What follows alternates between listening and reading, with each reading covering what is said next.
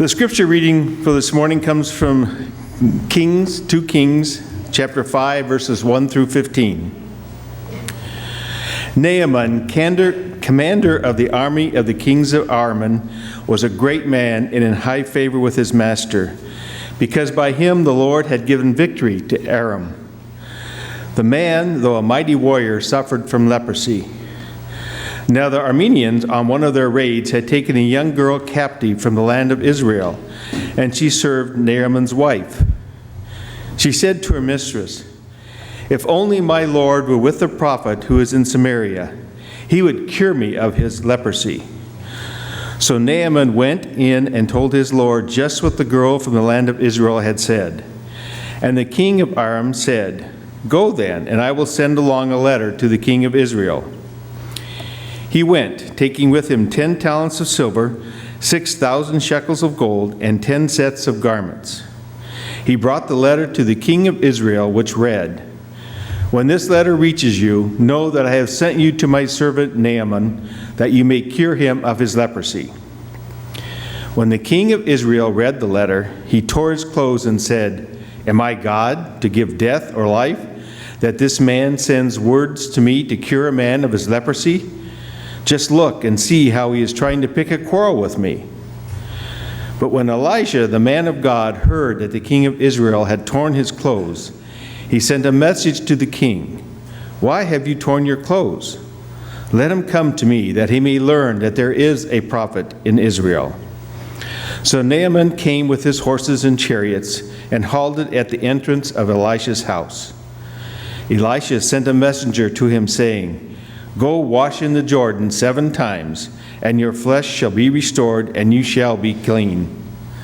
But Naaman became angry and went away, saying, "I thought that for me he would surely come out and stand and call on the name of the Lord his God, and would wave his hand over the spot and cure the leprosy. Are not Abaddon and Pharpar, the rivers of Damascus, better than all the waters of Israel? Could I not wash in them and be clean?" He turned and went away in a rage. But his servants approached and said to him, "Father, if the prophet had commanded you to do something difficult, would you not have done it? How much more when all he said to you was, 'Wash and be clean'?" So he went down and immersed himself 7 times in the Jordan, according to the word of the man of God. His flesh was restored like the flesh of a young boy, and he was clean. Then he returned to the man of God, he and all his company. He came and stood before him and said, "Now I know that there is no God in all the earth except in Israel. Please accept a present from your servant." So ends the reading of the gospel.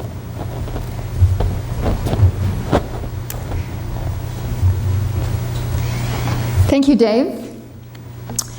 So, many, many, many years ago, long before any of us walked the face of the earth, back when the textile industry was a little bit different than it is now, whenever there was a flaw or a mark in a piece of fabric, the maker of it would put a string at that place in the fabric and then leave pieces of the string hanging out, so that they would easily be able to spot that flaw and know where it was. And so if a customer needed a large piece of fabric that was flawless, they would say, "No strings attached." I'll bet you've never known where that came from. I didn't know either until I, Googled it and found out. We continue to use that phrase to indicate that we want the deal to be transparent, no flaws, no repercussions, no surprises, and no obligation beyond what is evident. No strings attached. Well, I've come to find that phrase is a bit overused sometimes and may not always be used with integrity. So much so that whenever I hear it, I'm a little bit skeptical. And I begin to not look for strings but I look for chains. I am a skeptic when it comes to the phrase "no strings attached." Maybe it's because I've been on both the stating of it and the hearing of it when it hasn't been quite true. And there ended up being all kinds of obligations and strings attached to the deal.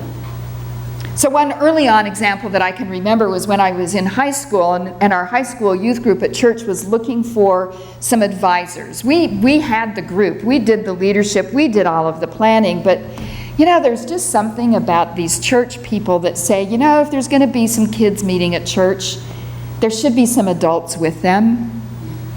So we went out to find the adults that we wanted. One of our members lived across the street from this young couple, and she used to go and babysit for them, so she knew them and thought they would be great. So 3 of us went and met with John and Ann in their house to see if they would come and be our senior high PF. Who else remembers the days of Pilgrim Fellowship? They would come and be our advisors. And we told them, all you have to do is come on Thursday nights for an hour and a half. And we'll take care of the leadership, we'll take care of the programming. The church just says we have to have some adults at the church when we meet. Well, they should have demanded no strings attached before they said yes, because it was that very next weekend that I volunteered our church to host a weekend youth retreat.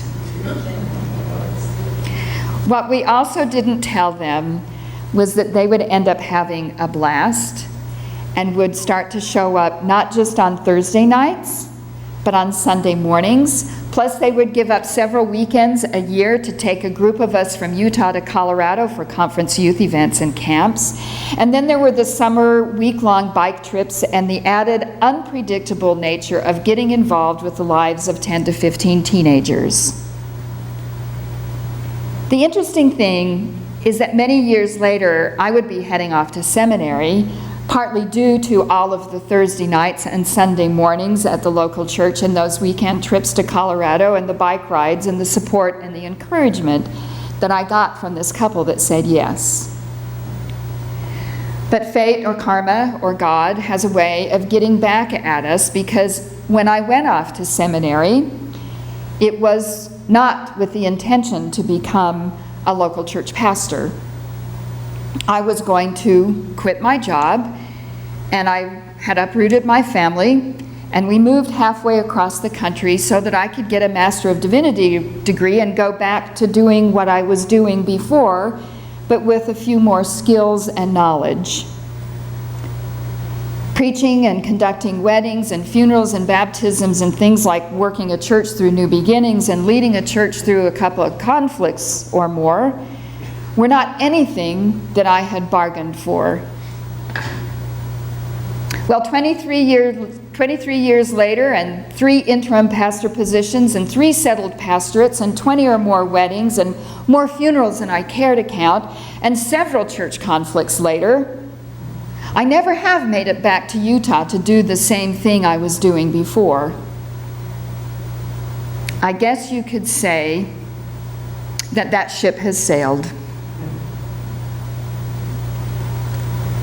When Naaman left his home to find the prophet of Israel to be cured of his skin disease, he had all kinds of expectations. After all, he was a very, very important person in his world, and to be cured of this condition was worth something. 10 talents of silver, 6,000 shekels of gold, and 10 changes of clothing, and a letter from none other than the king of Aram. By the way, when we were looking at this text in our Tuesday morning Bible study, somebody looked up in one of the footnotes and found out that the gold alone weighed about 150 pounds, and the silver weighed about 750 pounds.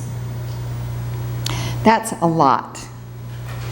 That had to have been quite some chariot. The expectation was that there would be a cost, a great cost, to be healed, and that there would be great fanfare connected to it. But there wasn't.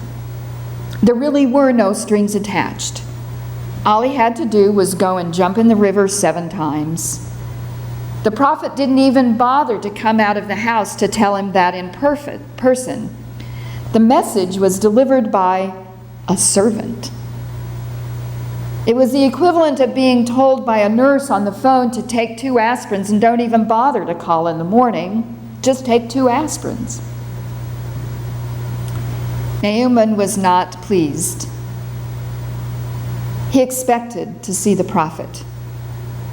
He was ready to make a big production out of all of this and present this church guy with this great offering and a letter from an important king. So he was dumbfounded when he found out that he had gone through all of this trouble and carried all of that gold and silver and packed all those clothes, and he could have just stayed home and swam in his own rivers for all he could tell. Perhaps Naaman needed to be healed of something more than leprosy. Perhaps there was a bit of some ego work that was needed as well. It was his servants, the lowliest of the lowly who were with him, who simply pointed out that he had nothing to lose by doing what the prophet said. This is easy. It's a piece of cake. All you have to do is jump in the river and splash around a bit. If it had been something more difficult, you'd be doing it in a heartbeat. Get over yourself. Okay, maybe he really didn't say that last part, but I'm kind of thinking he thought it. And what happened then was nothing but grace. Into the river he went, and when he came out, he was a changed person in more ways than one. That's what happens when your ego gets out of the way and you let God do what God needs to do with you. It's often not what we expect or plan or want or sometimes even think we need, but it's what God does. We come up out of the water thinking that we're healed of the obvious and discover that we've been healed of what was really ailing us. For Naaman, it was his ego. His status and proximity to power led him to believe that his cure could be bought. But it wasn't. It was something that was simply given to him, no strings attached. And in the meantime, his eyes and his mind were open to recognize that the God of Israel was real. I think we all have a little Naaman in us. Part of it comes from this work ethic that we carry around with us, a value that isn't all that bad, but when it comes to God, it simply isn't needed. We can't work our way into salvation. We can't buy our way into God's graces. We can't bargain, barter, dicker, or trade our way into the love of God because it's already with us. It's already ours. No strings attached. The problem is there are people, sometimes even ourselves, who want to attach strings, who want to make requirements and expectations around receiving God's love. And a lot of times that takes the form of rules and policies and creeds and doing things in a particular way. And it usually means doing it the way that the person who is putting the rules does it. So it ends up being restricted to those who look like me, talk like me, love like me, belong to the same church that I do, live in the same country that I do, and has the same values that I do. But let's not forget that Naaman was not Jewish, yet the God of Israel, the God of the Jews, graced him with healing. Let's not forget that Naaman served a different king, lived in a foreign land, had different values and a different lifestyle than the prophet and the people of Israel. Yet God graced him with healing. I mean, we must think twice or more when we fall into the trap of thinking that there are strings attached to the love of God, for there are not. Really. It is perfect for you and for me and for everyone. There are no flaws. Now, if we were to read further in Naaman's story, we would find out that he did return to the prophet with the wealth that he had brought. But instead of it being used as a payment for him receiving the healing, he offered it in thanksgiving. It's not a requirement, but when we realize the grace that we have been given in God's love, that it comes with no strings attached, it's not unusual to give something out of gratitude. An offering, time, our lives. Lives are transformed because of this grace that is given with no strings attached. When eyes are open to that reality, when hearts are softened because of that reality, we want to do something. And that's great. But let's not be confused that the something we need to do is to attach strings. What we need to do is simply open our eyes and our hearts and our minds to realize that the grace that we have received and the grace that God gives to others who are like us and who are not like us is the same. And there are no strings attached. Really. Amen.